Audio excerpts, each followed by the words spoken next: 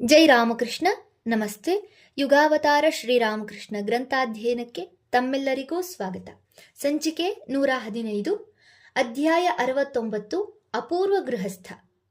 ಶ್ರೀರಾಮಕೃಷ್ಣರು ಕಾಮಾರಪುಕುರಕ್ಕೆ ಬಂದು ಇದ್ದ ಈ ಅವಧಿಯು ಅವರ ಲೀಲಾ ನಾಟಕದ ಅತಿ ಮುಖ್ಯ ತಿರುವುಗಳಲ್ಲೊಂದು. ಆಧ್ಯಾತ್ಮಿಕ ಸಾಧನೆಗಳು ಎಂದು ಯಾವುದನ್ನು ಕರೆಯಬಹುದೋ ಹೆಚ್ಚು ಕಡಿಮೆ ಅವೆಲ್ಲವೂ ಈ ವೇಳೆಗೆ ಫಲಪ್ರದವಾಗಿ ಮುಕ್ತಾಯಗೊಂಡಿದ್ದವು. ಆದ್ದರಿಂದ ಇಷ್ಟು ವರ್ಷಗಳ ಕಾಲ ಅವರಲ್ಲಿ ಎದ್ದು ಕಾಣುತ್ತಿದ್ದ ಸಾಧಕ ಭಾವವು ಮರೆಯಾಗಿ ಇನ್ನು ಮುಂದೆ ಹೊಸ ಹೊಸ ಭಾವಗಳು ಭಾವನೆಗಳು ವಿಕಸನಗೊಂಡು ಮೈದೋರುವುದನ್ನು ನೋಡಬಹುದು. ಶ್ರೀರಾಮಕೃಷ್ಣರ ವಿವಾಹವಾಗಿ 7 ವರ್ಷಗಳೇ ಕಳೆದು ಹೋದವು.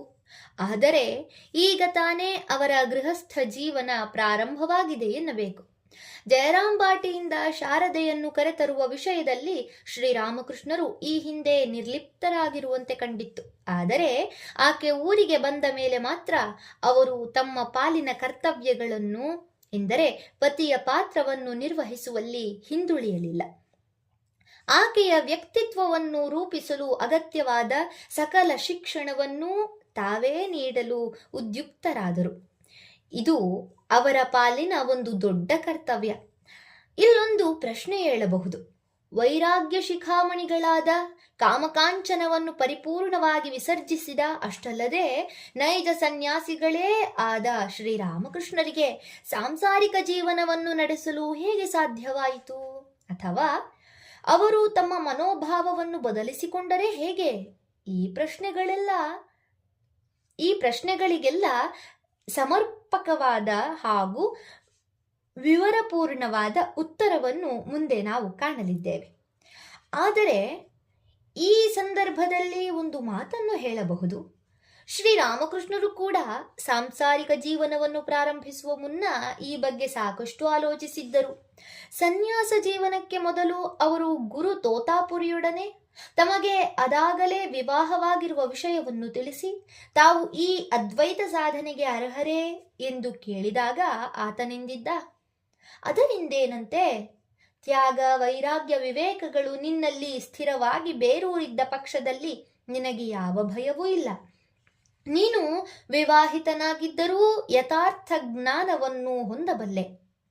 ಯಾವನು ಸದಾ ಸ್ತ್ರೀ ಪುರುಷರಿಬ್ಬರನ್ನೂ ಸಮಭಾವದಿಂದ ಆತ್ಮಸ್ವರೂಪರೆಂದು ಕಾಣುವನೋ ಮತ್ತು ಅದರೊಂದಿಗೆ ಅದಕ್ಕನುಗುಣವಾಗಿ ನಡೆದುಕೊಳ್ಳುವನೋ ಅವನು ಮಾತ್ರವೇ ಬ್ರಹ್ಮಜ್ಞಾನಿಯಾಗಬಲ್ಲ. ಇಲ್ಲದಿದ್ದರೆ ಅವನೆಷ್ಟೇ ಸಾಧನೆ ಮಾಡುತ್ತಿದ್ದರೂ ತನ್ನ ಗುರಿಯಿಂದ ದೂರವೇ ಇರುತ್ತಾನೆ. ಶ್ರೀರಾಮಕೃಷ್ಣರು ಈ ಗುರುವಾಕ್ಯದ ಆಧಾರದ ಮೇಲೆ ವೈವಾಹಿಕ ಜೀವನವನ್ನು ಪ್ರಾರಂಭಿಸಿದರು. ಜೊತೆಗೆ ಶಾರದಾಮಣಿಯನ್ನು ತಮಗೆ ಅನುರೂಪಳಾದ ಸಹಧರ್ಮಿಣಿಯನ್ನಾಗಿ ರೂಪಿಸುವ ಕಾರ್ಯದಲ್ಲಿ ನಿರತರಾದರು. ಶಾರದೆ ಅನಕ್ಷರಸ್ಥೆಯಾದರೂ ತುಂಬಾ ಜಾಣೆ. ಸದಾಚಾರ ಸಂಪನ್ನರೂ ದೈವಭಕ್ತರೂ ಆದ ಬಡ ಬ್ರಾಹ್ಮಣ ದಂಪತಿಗಳ ಪುತ್ರಿಯಾಗಿ ತಂದೆ ತಾಯಿಗಳ ಸದ್ಗುಣಗಳನ್ನೆಲ್ಲ ಬಳುವಳಿಯಾಗಿ ಪಡೆದುಕೊಂಡವಳು. ಅತ್ಯಂತ ಸರಳ ಸ್ವಭಾವ, ಮುಗ್ಧತೆ, ಜೊತೆಗೆ ಲಜ್ಜಾಶೀಲತೆ ಇವು ವ್ಯಕ್ತಿತ್ವದಲ್ಲಿ ಸೇರಿಕೊಂಡೇ ಇದ್ದವು. ಮನೆಗೆಲಸ, ಗದ್ದೆಯ ಕೆಲಸಗಳಲ್ಲೆಲ್ಲ ನಿಪುಣೆ. ತಂದೆ ತಾಯಂದಿರ ಮೂಲಕ ಹಾಗೂ ನಾಟಕ, ಬಯಲಾಟ, ಹರಿಕಥೆಗಳಿಂದ ಹಲವಾರು ಧಾರ್ಮಿಕ ವಿಚಾರಗಳನ್ನು ಆದರ್ಶಗಳನ್ನು ಕಲಿತಿದ್ದಳು. ಶ್ರೇಷ್ಠ ವಿಗ್ರಹದ ರಚನೆಗೆ ಬೇಕಾದ ಶಿಲೆಯಂತೆ ಆದರ್ಶ ಸ್ತ್ರೀಯಾಗಿ, ಅಷ್ಟೇಕೆ ಜಗನ್ಮಾತೆಯಾಗಿ ವ್ಯಕ್ತಗೊಳ್ಳಲು ಬೇಕಾದ ಸಕಲ ಮಹಿಮಾ ಗುಣಗಳು ಅದಾಗಲೇ ಆಕೆಯಲ್ಲಿ ಬೀಜ ರೂಪದಲ್ಲಿದ್ದುವು ಎನ್ನಬಹುದು. ಈಗ ಶ್ರೀರಾಮಕೃಷ್ಣರು ನಿಪುಣ ಶಿಲ್ಪಿಯಂತೆ ಪತ್ನಿಯ ವ್ಯಕ್ತಿತ್ವ ನಿರ್ಮಾಣ ಕಾರ್ಯದಲ್ಲಿ ನಿರತರಾದರು. ಮೊಟ್ಟ ಮೊದಲು ಅವರು ತಮ್ಮ ಅಲೌಕಿಕ ಅಹೇತುಕ ಪ್ರೇಮದಿಂದ ಪುಟ್ಟ ಪತ್ನಿಯ ಹೃದಯವನ್ನು ಸಂಪೂರ್ಣವಾಗಿ ಗೆದ್ದುಕೊಂಡರು. ಬಳಿಕ ಮೆಲ್ಲನೆ ತಾವು ಗಳಿಸಿಕೊಂಡ ದಿವ್ಯಾನುಭವಗಳನ್ನು ಆಕೆಗೆ ಧಾರೆ ಎರೆದುಕೊಟ್ಟರು. ಶೀಲ ಸಂಪನ್ನವಾದ ಪರಿಪೂರ್ಣ ಜೀವನದ ಆದರ್ಶವನ್ನು ಅವಳ ಮುಂದೆ ಬಣ್ಣಿಸಿದರು. ಆ ಆದರ್ಶವನ್ನು ಸಿದ್ಧಿಸಿಕೊಳ್ಳಲು ಪ್ರಾಪಂಚಿಕ ಭೋಗಾಸಕ್ತಿಯನ್ನು ತ್ಯಜಿಸಬೇಕಾದ ಅಗತ್ಯವೇನು ಎಂಬುದನ್ನು ಮತ್ತು ಮನಸ್ಸು, ಮಾತು, ಕೃತಿಗಳ ಸಂಯಮದಿಂದ ಆಧ್ಯಾತ್ಮಿಕ ಜೀವನದ ಪರಮೋನ್ನತಿಯನ್ನು ಹೇಗೆ ಸಾಧಿಸಬಹುದು ಎಂಬುದನ್ನು ಮನಗಾಣಿಸಿದರು. ಇನ್ನೊಂದು ಕಡೆಯಿಂದ ದೈನಂದಿನ ಜೀವನವನ್ನು ಅತ್ಯುತ್ಕೃಷ್ಟ ರೀತಿಯಲ್ಲಿ ನಡೆಸಲು ಬೇಕಾದ ಶಿಕ್ಷಣವನ್ನು ನೀಡುತ್ತಾ ಬಂದರು. ದೇವರ ಪೂಜೆ ಪುನಸ್ಕಾರ, ಅತಿಥಿ ಬ್ರಾಹ್ಮಣರ ಸತ್ಕಾರ, ಕುಟುಂಬದ ಸಮಸ್ತರೊಂದಿಗೆ ವಿಶ್ವಾಸಪೂರ್ಣ ವ್ಯವಹಾರ, ಕಿರಿಯರಿಗೆ ತೋರಬೇಕಾದ ಔದಾರ್ಯಪೂರ್ಣ ಪ್ರೀತ್ಯಾದರ, ಈ ಎಲ್ಲ ವಿಷಯಗಳನ್ನು ವಿಶದವಾಗಿ ತಿಳಿಸಿಕೊಟ್ಟರು. ಅಲ್ಲದೆ ಅಮೂಲ್ಯವಾದ ವಿವೇಕ ಸಂಪನ್ನತೆಯನ್ನು ಗಳಿಸಿಕೊಳ್ಳುವಲ್ಲಿ ಸತಿಗೆ ಹೆಜ್ಜೆ ಹೆಜ್ಜೆಯಲ್ಲೂ ನೆರವಾದರು. ಯಾವ ಸ್ಥಳದಲ್ಲಿ, ಯಾವ ಸಂದರ್ಭದಲ್ಲಿ ಹೇಗೆ ವ್ಯವಹರಿಸಿದರೆ ಸೂಕ್ತ, ಯಾರೊಂದಿಗೆ ಹೇಗೆ ನಡೆದುಕೊಂಡರೆ ಯುಕ್ತ ಎಂಬುದನ್ನು ತಿಳಿಸಿಕೊಟ್ಟರು. ಇದಕ್ಕೆ ಹಲವಾರು ಉದಾಹರಣೆಗಳನ್ನು ಕೊಡಬಹುದು. ಗಾಡಿಯಲ್ಲಿ ಅಥವಾ ದೋಣಿಯಲ್ಲಿ ಅನೇಕರು ಒಟ್ಟಿಗೆ ಪ್ರಯಾಣ ಮಾಡುವ ವಿಷಯದಲ್ಲಿ ಶ್ರೀರಾಮಕೃಷ್ಣರು ಆಕೆಗೆ ಹೇಳುತ್ತಾರೆ, ನೋಡು, ದೋಣಿಗೆ ಅಥವಾ ಗಾಡಿಗೆ ಹತ್ತುವಾಗ ನೀನು ಎಲ್ಲರಿಗಿಂತ ಮೊದಲು ಹತ್ತಬೇಕು, ಇಳಿಯುವಾಗ ಎಲ್ಲರೂ ಇಳಿದ ಮೇಲೆ ಇಳಿಯಬೇಕು ಎಂದು. ಅಜಾಗರೂಕತೆಯಿಂದಾಗಿ ಯಾವ ಸಾಮಾನು ಒಂದೋ ದಡದಲ್ಲೇ ಇಲ್ಲವೇ ದೋಣಿಯಲ್ಲೇ ಉಳಿಯುವಂತಾಗದಿರಲು ಈ ಎಚ್ಚರಿಕೆಯ ಸೂಚನೆ. ಅಂತೆಯೇ ಬತ್ತಿಯನ್ನು ಹುರಿಗುಳಿಸಿ ದೀಪ ಹಚ್ಚುವುದು, ತಾಂಬೂಲ ತಯಾರಿಸುವುದು, ಕಡೆಗೆ ಸಾಂಬಾರಗಳನ್ನೆಲ್ಲ ಉಚಿತ ಪ್ರಮಾಣದಲ್ಲಿ ಉಪಯೋಗಿಸಿ ಅಡಿಗೆಗೆ ಒಗ್ಗರಣೆ ಕೊಡುವುದು, ಇಂತಹ ಸಣ್ಣ ಪುಟ್ಟ ಕೆಲಸಗಳನ್ನು ಕೂಡ ಅತ್ಯುತ್ತಮ ರೀತಿಯಿಂದ ನಿರ್ವಹಿಸುವುದು ಹೇಗೆಂಬುದನ್ನು ತೋರಿಸಿಕೊಟ್ಟರು. ಹೀಗೆ ಅವರ ಪಾಠ ಪಟ್ಟಿ ತುಂಬ ಅದ್ಭುತವಾಗಿತ್ತು. ಸ್ವತಃ ಸರಳ ಹೃದಯಿಯೂ ಶ್ರದ್ಧಾ ಭಕ್ತಿ ಸಂಪನ್ನಳೂ ಆದ ಶಾರದೆ ಪ್ರಿಯ ಪತಿ ಕಲಿಸಿದ ಪಾಠವನ್ನು ಬಹುಬೇಗ ಕಲಿತು ಹೃದ್ಗತ ಮಾಡಿಕೊಂಡಳು. ಪತಿಯ ಶಿಕ್ಷಣ ಶಾರದೆಯ ಪಾಲಿಗೆ ಅತ್ಯಂತ ಆನಂದದಾಯಕ ಅನುಭವ. ಶ್ರೀರಾಮಕೃಷ್ಣರು ತಮ್ಮ ಪುಟ್ಟ ಪತ್ನಿಯ ಮನವರಿತು ಅಷ್ಟು ಚೆನ್ನಾಗಿ ತಿಳಿಸಿಕೊಡುತ್ತಿದ್ದರು. ಅಲ್ಲದೆ ಅವರು ಅಷ್ಟು ಉತ್ಸಾಹದಿಂದ ಹೇಳಿಕೊಡುತ್ತಿದ್ದರೂ ಅದರಲ್ಲಿ ಸ್ವಾರ್ಥಪರತೆಯಾಗಲಿ ಮೋಹದ ಕಿಲುಬಾಗಲಿ ಇರಲಿಲ್ಲ. ಶ್ರೀರಾಮಕೃಷ್ಣರ ಆಧ್ಯಾತ್ಮಿಕ ಶಿಕ್ಷಣ ಪದ್ಧತಿಯಲ್ಲಿ ಕಾಮಕಾಂಚನ ತ್ಯಾಗವೇ ಮೊದಲ ಮೆಟ್ಟಿಲು. ಆ ದಿಸೆಯಲ್ಲಿ ತಮ್ಮ ಸತಿಯ ಮನಸ್ಸನ್ನು ಸಿದ್ಧಗೊಳಿಸುವ ಯತ್ನವನ್ನು ಮೊದಲಿನಿಂದಲೇ ಪ್ರಾರಂಭಿಸಿದರು.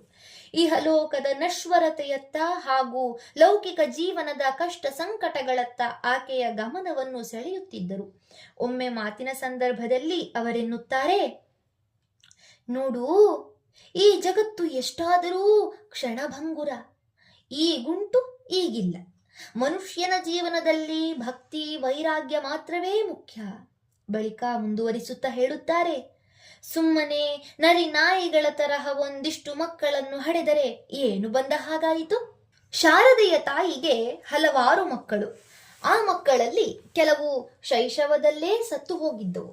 ಶಾರದೆ ಹಿರಿಯ ಮಗಳಾದ್ದರಿಂದ ಅವಳು ಆ ಮಕ್ಕಳನ್ನು ಮಡಿಲಲ್ಲೆತ್ತಿ ಆಡಿಸಿದ್ದಳು, ಲಾಲಿಸಿ ಪಾಲಿಸಿದ್ದಳು. ಆ ಮಕ್ಕಳು ಸತ್ತು ಹೋದಾಗ ತನ್ನ ತಂದೆ ತಾಯಿಯರು ಅತ್ತು ಗೋಳಾಡಿದ್ದನ್ನು ಕಂಡಿದ್ದಳು. ಅಲ್ಲದೆ ಅವಳಿಗೂ ಸಾಕಷ್ಟು ಸಂಕಟವಾಗಿತ್ತು.